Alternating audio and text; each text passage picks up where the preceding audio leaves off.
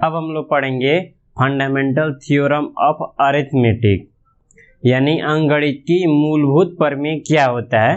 पिछले लेक्चर में हम लोग पढ़े थे प्राइम नंबर, को प्राइम नंबर और कंपोजिट नंबर, मतलब अभाज्य संख्या, सह अभाज्य संख्या और यौगिक या भाज्य संख्या किसे कहते हैं, इसके बारे में हम लोग जाने थे। अब हम लोग देखते हैं फंडामेंटल थ्योरम ऑफ अरिथमेटिक क्या होता है। उसे जानने से पहले हम लोग देख लें, जैसे प्राइम फैक्टराइजेशन के बारे में थोड़ा देख लेते हैं। हालांकि आप लोग पिछले क्लास यानी क्लास 9th में इसके बारे में पढ़े होंगे, लेकिन फिर भी एक बार हम बता दे रहे हैं कि प्राइम फैक्टराइजेशन यानी अभाज्य गुणनखंड क्या होता है। जैसे कोई भी आपका पॉजिटिव इंटीजर यानी धनात्मक पूर्णांक है 20 एक पॉजिटिव इंटीजर है, तो इसका प्राइम फैक्टराइजेशन कैसे करते थे। ये हो गया 2, 10, 2, 5, तो इसको हम लिख सकते थे 20 इक्वल टू 2 इंटू 2 इंटू 5, यानी 2 के पावर 2 इंटू 5। ये हो गया इसका प्राइम फैक्टराइजेशन।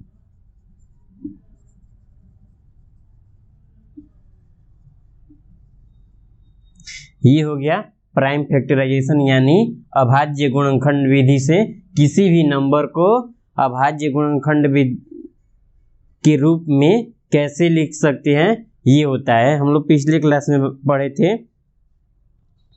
अब जान लेते हैं हम लोग कि फंडामेंटल थ्योरम ऑफ अरिथमेटिक कहता क्या है। फंडामेंटल थ्योरम ऑफ अरिथमेटिक कहता क्या है।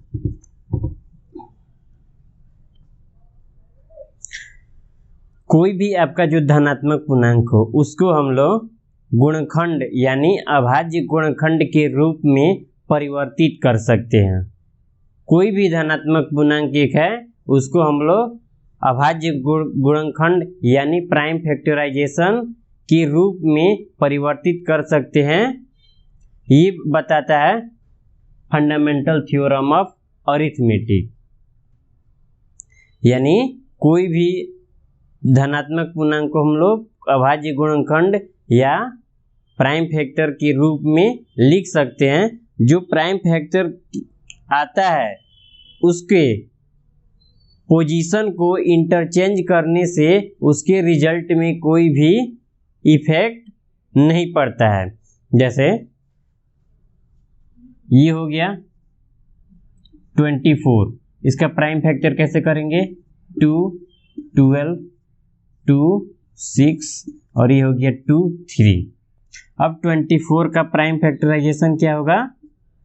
प्राइम फैक्टराइजेशन क्यों कहते हैं, क्योंकि ये देखिए आपका जो भी ये नंबर आ रहा है 2, 2, 2 और 3, ये खुद में क्या है, एक प्राइम नंबर है, खुद में एक अभाज्य संख्या है, ये प्राइम नंबर है। इसलिए इस तरह के गुणनखंड को अभाज्य गुणनखंड या प्राइम फैक्टराइजेशन बोलते हैं।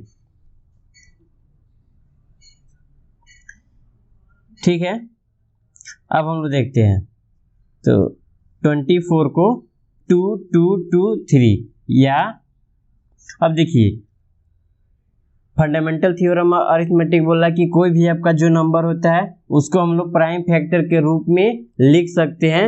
व्हाटएवर इसका पोजीशन इंटरचेंज करने या पोजीशन को चेंज करने से इसके रिजल्ट में कोई भी अंतर नहीं आता है। मान लीजिए इसको हम फर्स्ट में 2 लिखे हैं, ठीक। अब इसको यहाँ पे लिखते 2 इंटू 3 इंटू 2 इंटू 2, यानी 3 के पोजीशन को चेंज कर दिए तो इसके रिजल्ट में कोई भी डिफरेंस या अंतर नहीं आएगा। अब देखिए दूसरा, पहले 3 लिख रहे हैं 3 इंटू 2 इंटू 2, अभी भी इसके रिजल्ट में कोई अंतर नहीं आएगा। अब देखिए दूसरा लिख रहे हैं 3 ये तो 3 हो गया 2 इंटू 2 इंटू 3 इंटू 2, ऐसे भी लिखें तो हमारा जो गुण फैक्टराइजेशन का जो रिजल्ट आएगा वो क्या आएगा 24। तो यानी इसके पोजीशन को, माने एक एक जो डिजिट्स है उसके पोजीशन को इंटरचेंज करने से इसके रिजल्ट में कोई भी डिफरेंस नहीं आता है। तो ये हो गया fundamental theorem of arithmetic. Okay, अब हम लोग जानेंगे कि फंडामेंटल थ्योरम ऑफ अरिथमेटिक का यूज करके, फंडामेंटल थ्योरम ऑफ अरिथमेटिक का यूज करके हम लोग किसी भी, इसे हम आपको एक उदाहरण के द्वारा बताते हैं। जैसे मान लीजिए हमारा पॉजिटिव इंटीजर एक है 6 और 20, 6 और 20 है, तो इसका हमें एलसीएम निकालना है। 6 और 20 का एलसीएम निकालना है, तो इसे हम एक प्राइम फैक्टराइजेशन मेथड से हम एलसीएम फाइंड आउट करेंगे। सबसे पहले 6 का ये आ गया 2 3, यानी 6 का आ गया 2 × 3। अब 20 का प्राइम फैक्टराइजेशन करेंगे 2 10 2 5, यानी 20 को लिख सकते हैं 2 × 2 × 5। ओके, इसको पावर के टर्म में भी लिख सकते हैं 2 की पावर 2 × 5। ओके, एचसीएफ के लिए हमने पिछले क्लास में पढ़े होंगे, एचसीएफ के लिए इसमें जो प्राइम फैक्टराइजेशन यानी अभाज्य गुणनखंड में जो कॉमन होता है उसे हम लोग लिखते हैं। इसमें कॉमन कौन कौन सा है? 2, और ये आ गया 1, ये 2 आ गया, तो इसे हम एचसीएफ ऑफ 620 हो जाएगा इक्वल टू 2। एचसीएफ क्या आ गया? 2, यानी एचसीएफ ऑफ 620 इक्वल टू 2। अब इसका एलसीएम निकालेंगे। एलसीएम के लिए क्या करते हैं? एलसीएम ऑफ 620 इक्वल टू, इसमें जो कॉमन है उसको लिखते हैं, कॉमन हो गया 2, और जो बच जाता है उसे भी मल्टीप्लाई करते हैं। यहाँ पे हो रहा है 3 × 2 × 5, यानी मल्टीप्लाई करने के बाद क्या आ रहा है? 60, यानी एलसीएम ऑफ 620 इक्वल टू 60। अच्छे से देख लीजिए आप लोग। सबसे पहले 6 और 20 का प्राइम फैक्टराइजेशन करना है, यानी अभाज्य गुणनखंड विधि के द्वारा इसको गुणनखंडित करना है। तो 6 को गुणनखंडित किए तो 2 और 3 आया, यानी 6 को लिख सकते हैं 2 × 3, और फिर 20 को 2 10 टाइम्स में जाएगा, फिर से 2 5 टाइम्स में, ये 20 हो गया। 20 को 2 × 2 × 5 या 2 के पावर 2 × 5 लिख सकते हैं। अब हमें इसका एचसीएफ यानी महत्तम समापवर्तक ज्ञात करना है। ज्ञात करने के लिए क्या करते हैं? एचसीएफ ऑफ 620, और 6 और 20 में जो कॉमन होता है उसी को हम लोग यहाँ पे लिखते हैं। तो कॉमन क्या है? 2 कॉमन है, 2 ये कॉमन हो गया, तो हमारा एचसीएफ ऑफ 620 का एचसीएफ आ गया 2। इसे हमने यहाँ पे लिख दिया, और फिर से हम लोग एलसीएम फाइंड आउट करना है। तो एलसीएम में जो कॉमन होता है उसे भी लिखते हैं, और जो कॉमन ना भी रहे उसे भी लेकर मल्टीप्लाई यानी गुना करते हैं। तो एलसीएम इसका आ गया 60। ओके, अब एक चीज देखिए आप लोग,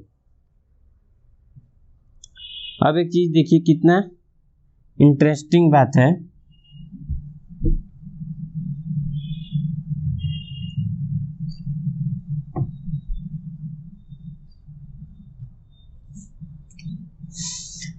अब हम यहाँ पे HCF of 620 into LCM of 620 करते हैं तो क्या पाते हैं?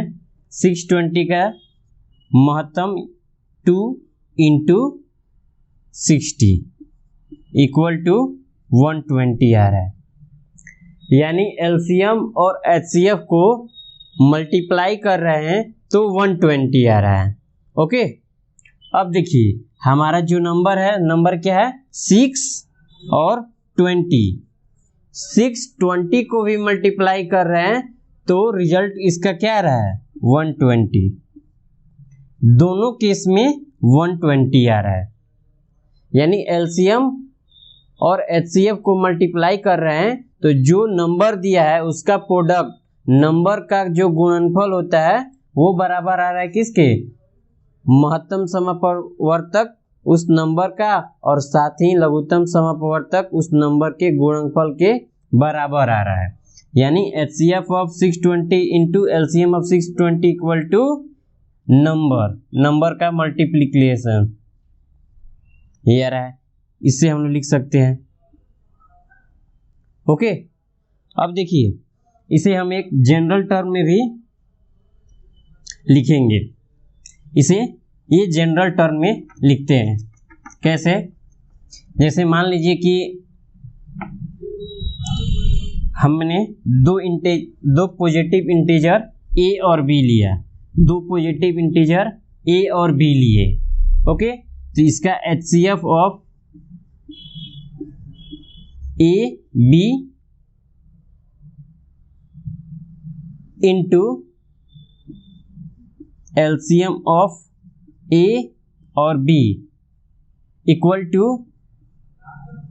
a इंटू b, ऐसे लिख सकते हैं। क्योंकि हमने अभी लास्ट जो उदाहरण किए हैं उसमें हमने पाया कि किसी भी नंबर का LCM जो है और उसके HCF से मल्टीप्लाई करने पे जो आता है और जो हमारा नंबर दिया रहता है उसका जो मल्टीप्लाई या प्रोडक्ट होता है वो आपस में क्या होते हैं, बराबर होते हैं। तो ये हमारा एक जनरल टर्म निकल के आता है, HCF of a b into LCM of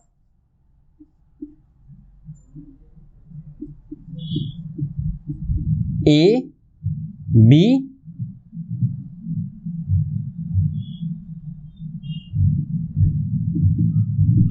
equal to a into b।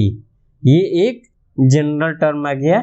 इसको हिंदी में ऐसे लिखा जाता है मौसा ऑफ ए बी इंटू लसा ऑफ लघुत्तम समापवर्तक ऑफ ए और बी equal to number of A into B. इसे ऐसे लिखते हैं। अब हम लोग इस मेथड के द्वारा किसी भी नंबर का HCF LCM फाइंड आउट कर सकते हैं। इसमें एक और चीज देखिए, जैसे जब आप लोग क्वेश्चन बनाइएगा तो उसमें होता ये है आपका दो नंबर है, दो नंबर दे दिया तो आप HCF और LCM फाइंड आउट करेंगे। अब इसको ऐसे भी लिख सकते हैं, दो नंबर दिया और उसका HCF दे दिया a इंटू बी, और तो इसको a into B divide by LCM of a b, ऐसे भी लिख सकते हैं। ओके, ये इसी का दूसरा फॉर्म हो गया, इसी का ये दूसरा फॉर्म हो गया। ओके, अब मान लीजिए कोई भी आपका दो नंबर का LCM और HCF दिया रहे और एक नंबर दिया रहे, अब पूछे कि दूसरा नंबर क्या है, तो उसके लिए हम लोग क्या करेंगे, दूसरा नंबर मान लीजिए कि हमको B पता है और A नहीं पता है, तो इसके लिए क्या करेंगे, A equal to HCF of A B into LCM of A B divide by B। दो नंबर का LCM और HCF पता हो और उसमें से एक नंबर पता हो और दूसरा नंबर हमें फाइंड आउट करना हो, तो इस फॉर्मूला से हम लोग फाइंड आउट करेंगे। आइए अब हम इस पे एक एग्जाम्पल करके आपको ये पूरे फॉर्मूले बता देते हैं कि इसका यूज कैसे करना है, कैसे क्या होता है। जैसे मान लीजिए कि हमने एक दो पॉजिटिव इंटीजर लिया 36 और 50, ये दो पॉजिटिव इंटीजर लिए और इससे हमें प्राइम फैक्टराइजेशन मेथड से एलसीएम और एचसीएफ फाइंड आउट करना है। कैसे करेंगे? इसमें केवल हम लोग एचसीएफ ही फाइंड आउट करेंगे। एलसीएम हम लोग जो फार्मूले अभी डिराइव किए थे उससे निकालेंगे और फिर से प्राइम फैक्टराइजेशन मेथड से निकालेंगे और दोनों को मैच करेंगे कि हमारे द्वारा निकाला हुआ फिर से जो फार्मूला जो निकला था उससे निकाले दोनों मैच कर रहा है या नहीं कर रहा है। तो एक एक करके देखते हैं। 36 का प्राइम फैक्टराइजेशन 2, 18, 2, 9, 3, 3। यानी 36 को लिख सकते हैं 2 इंटू 2 इंटू 3 इंटू 3 और 50 का प्राइम फैक्टराइजेशन क्या होगा देख लीजिए आप लोग। तो 50 को हम लोग लिख सकते हैं 2 इंटू 5 इंटू 5। अब देखिए हम अभी इसका HCF फाइंड आउट करते हैं। HCF ऑफ 36 और 50 क्या हो जाएगा? इन दोनों में सबसे छोटे पावर वाला क्या है? 2 कॉमन है, 3 दोनों में कॉमन नहीं है, 3 नहीं लिखेंगे। 5 सेकेंड में है, फर्स्ट में नहीं है, तो 5 को भी नहीं लिखेंगे। तो इससे हमारा पता चलता है कि 36 और 50 का एलसीएम होगा 2 होगा। 36 और 50 का एलसीएम 2 होगा। अब हम लोग फॉर्मूला देखते हैं। फॉर्मूला में क्या हुआ था इसे हम लोग यहाँ पे नोट डाउन कर दे रहे हैं क्योंकि इसका लास्ट में यूज पड़ेगा, लास्ट में इसका यूज पड़ेगा।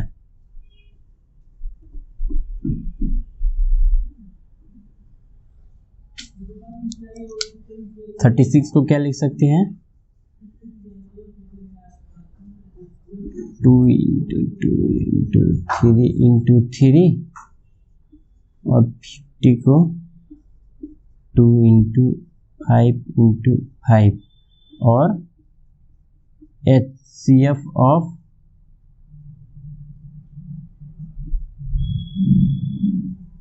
36 50 इक्वल टू 2। ओके,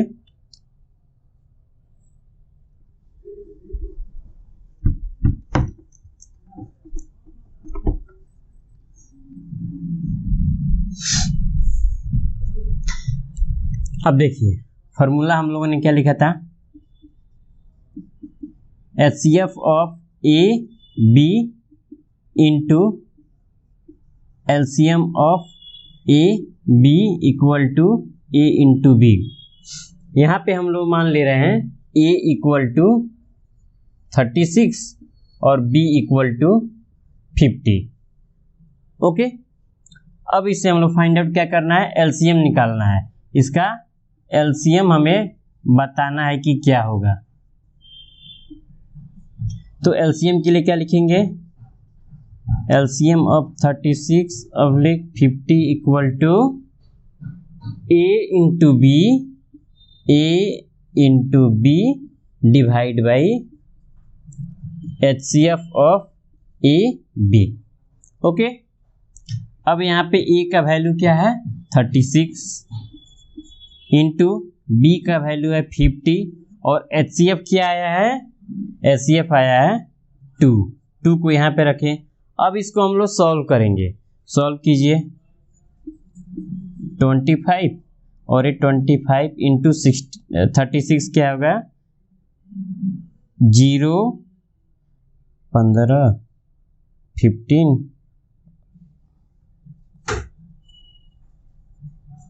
ये 90, यानी एलसीएम क्या आ जा रहा है, LCM of 36 50 equal to 900। Okay, इस मेथड के द्वारा हमने एलसीएम निकाला, LCM of 36 and 50 equal to 900। अब हम लोग इस एलसीएम को चेक करेंगे कि ये जो एलसीएम आया है वो सही है या नहीं है। इसे हम लोग प्राइम फैक्टराइजेशन मेथड से चेक कर रहे हैं कि एलसीएम जो है वो सही है या नहीं है। तो इसमें कॉमन क्या क्या, 2 कॉमन है, केवल 2 कॉमन है, तो इसको लिख सकते हैं LCM of 36 50 equal to 2 common है, और जो कॉमन नहीं है उसे भी वैसे ही लिख देंगे 2 इंटू 3 इंटू 3 इंटू 5 इंटू 5। अब मल्टीप्लाई कीजिए इसको। ओके, तो 5 मल्टीप्लाई कर रहे हैं, ये आ गया 900। अब इससे हमें प्रूफ हो गया कि ये जो फॉर्मूला आया था वो करेक्ट है। ओके, ये दोनों मैच कर रहा है। एलसीएम ऑफ 36 50 इक्वल टू 900, यहाँ भी एलसीएम ऑफ 36 50 इक्वल टू 900। इससे हमें मालूम चल रहा है कि वो फॉर्मूला है वो सही है। ऐसे ही कोई भी आपका जो प्रॉब्लम दिया हो जिसमें एक नंबर गिवन हो और दूसरा नंबर न दिया हो, और साथ ही उसका एलसीएम और एचसीएफ बता दिया और पूछे कि सेकेंड नंबर है और जो दूसरा नंबर है उसे बताइए कि क्या होगा, इसी तरह से आप इसको फाइंड आउट कर सकते हैं। आशा करते हैं कि आप लोगों को ये क्लास बहुत अच्छा लगा होगा। Okay, thank you.